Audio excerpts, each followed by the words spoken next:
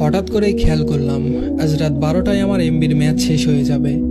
এখন এই কয়েক ঘন্টার মধ্যে আমাকে 5 জিবি এমবি শেষ করতে হবে। পুরোই দিশেহারা হয়ে গেলাম। আমি কি করব?